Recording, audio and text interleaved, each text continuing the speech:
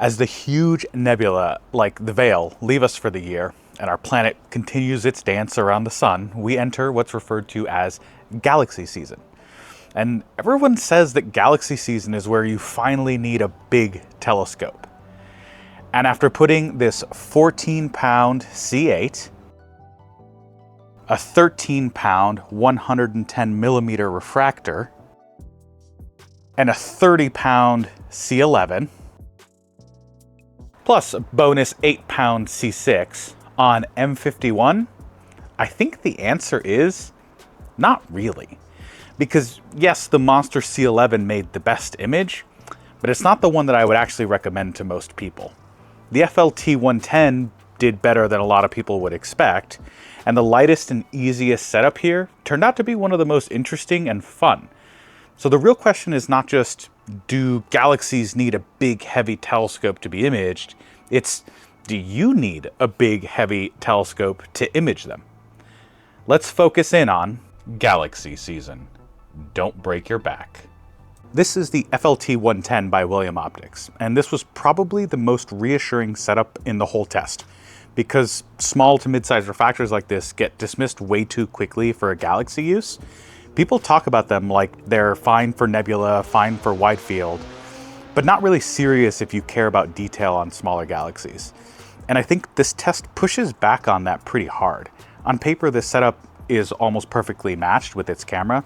So it's about 1.08 arc seconds per pixel, and about 1.05 arc seconds on the Dawes limit. So this is really just a really balanced pairing. And physically, this is still a pretty manageable scope. It's not tiny, but it's not the kind of telescope that makes you question your lower back before you even start imaging that night. Operationally, it's very easy. It behaved. It did not feel like it was waiting for any chance to ruin my night, which we'll talk about in a little bit. Now, looking at the actual FLT 110 result, no, it definitely does not win on raw detail. But this is already a really good image of M51. Not good for a refractor, just good. And one of the things I really liked here was the fainter surrounding material, especially around that little cloudy area near the sort of period of the question mark shape in M51. The FLT 110 held on to that dim structure in a way that I found really pleasing. And that matters because galaxies are not just about the core and the really bright lanes. It's the beauty in the faint stuff, or in the sort of galactic neighborhood, where you can start picking out entire other galaxies off in the distance.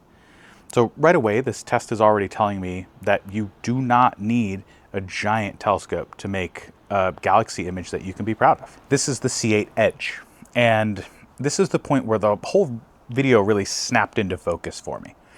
On paper, this setup lands at about 0.38 arc seconds per pixel, with a Dawes limit, because of the aperture, at around 0.57 arc seconds.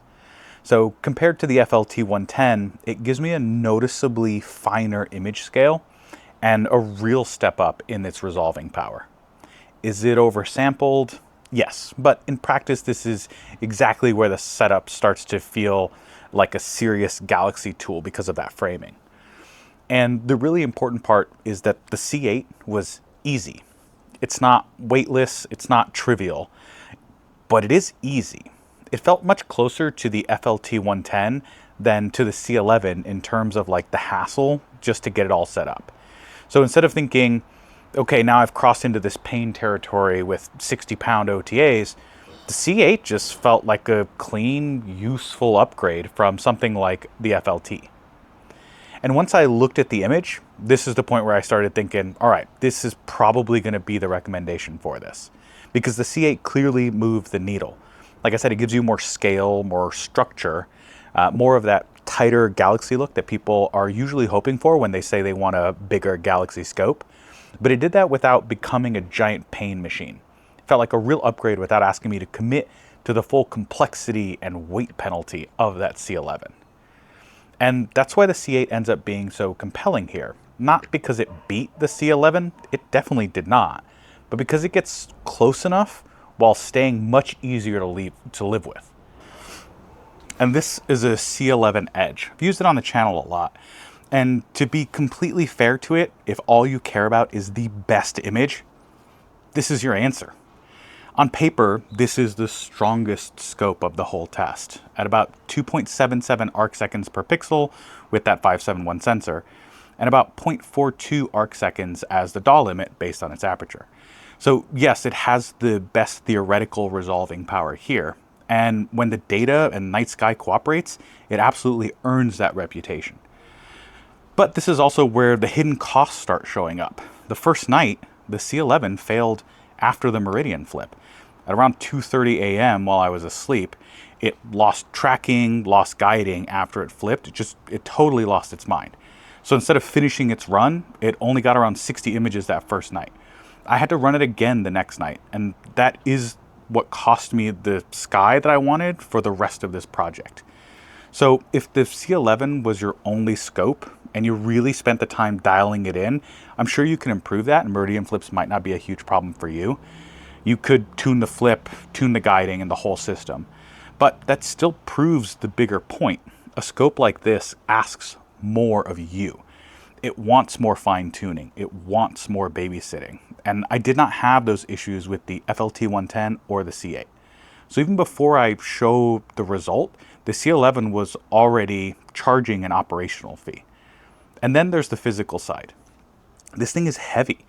And for a lot of people, especially us older ones, that matters just as much as the final crop, because a telescope doesn't help you if it's so heavy, awkward, and demanding that you use it less. And now the image.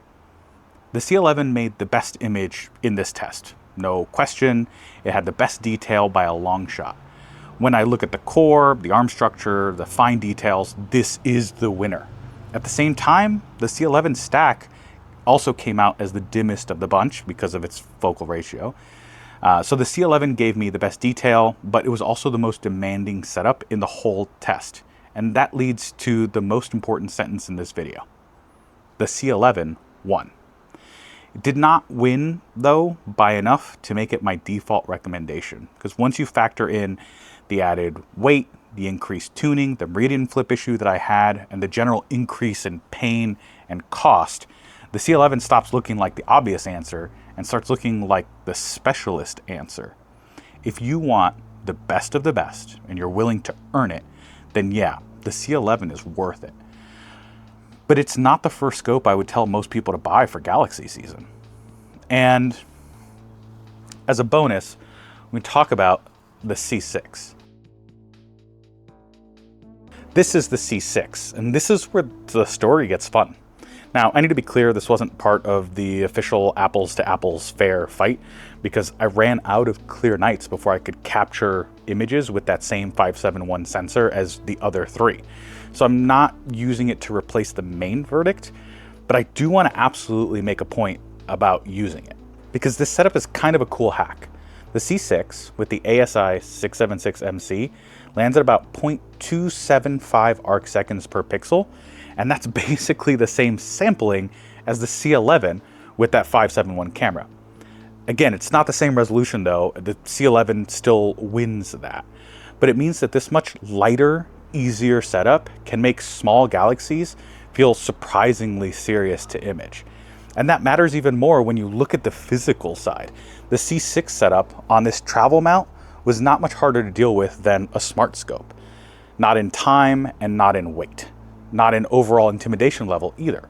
So if the question is, what can I actually get outside and running without turning this into a full engineering project, this starts to look very attractive. And in practice, this thing was just lovely to use. I put it on my travel mount, which is the TC Mini 11. I ran it with the ASI Air. I used autofocus, did live stacking, and the whole system just felt easy, light, fast, manageable. And the result was honestly amazing. Yes, it's very oversampled, but it still came out looking really good. And this is where I think modern processing deserves a fair mention. A little controlled sharpening here, which is not the same as making up fake details. We're not inventing structure that was never there. We're just tightening the image and recovering what the data already supports. So no, the C6 does not replace the C11, but it does make a really strong argument that a smart system matching can sometimes punch way above its weight, And honestly, if someone were coming from a smart scope and asked me what to recommend for their next setup because they wanted to shoot galaxies without turning the hobby into a giant pain machine, then this kind of C6 setup is probably what I would point them towards. And I have a deeper video coming soon on whether the ASI Air is starting to feel kind of like a smart scope killer. So get subscribed for that.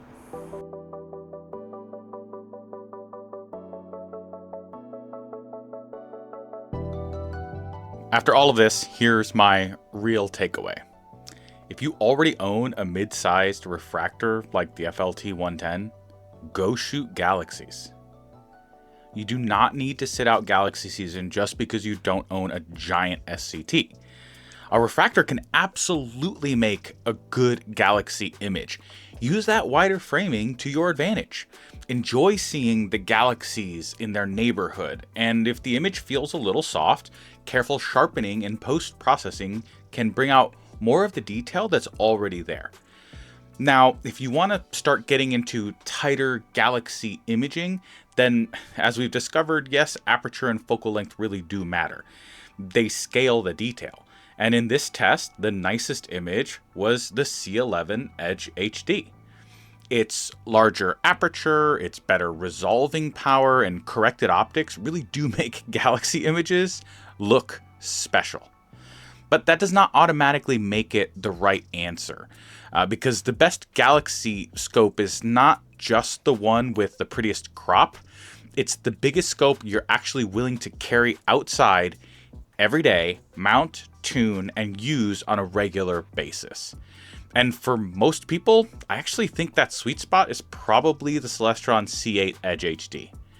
If you already have the mount and the gear to support something of sort of that size, the C8 EdgeHD feels like a really smart move. It gives you more of that like real detail.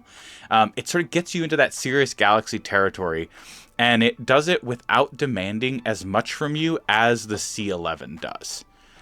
Now, if all you have is a smaller, lighter mount, then that C6 gets really interesting, because that little setup gives you way more reach than most mid-sized refractors, and it's a huge step up from any basic smart telescope. Honestly, it beats all the smart scopes, even the ones with Pro in the name. It's light, it's easy, and paired with a small pixel camera like I did, it kind of becomes a really cool galaxy imaging hack.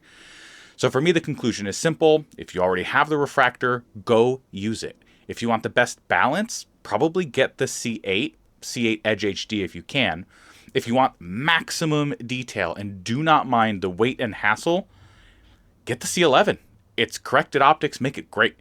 And if you want the lightest serious galaxy setup, the C6 is a very cool option. So no, you don't need the biggest and heaviest telescope for galaxy season. You just need the right balance of reach, weight, and realistic use. If you want links to the gear I used in this video, check down in the description below. I'll link each scope, camera, mount, and accessory I used. And if you use those links, it does help support the channel. And if you want to support Deep SkyLab directly, there's also a Buy Me a Coffee link below. Subscribe if you want more real-world astrophotography tests like this, trying to have no hype, just data.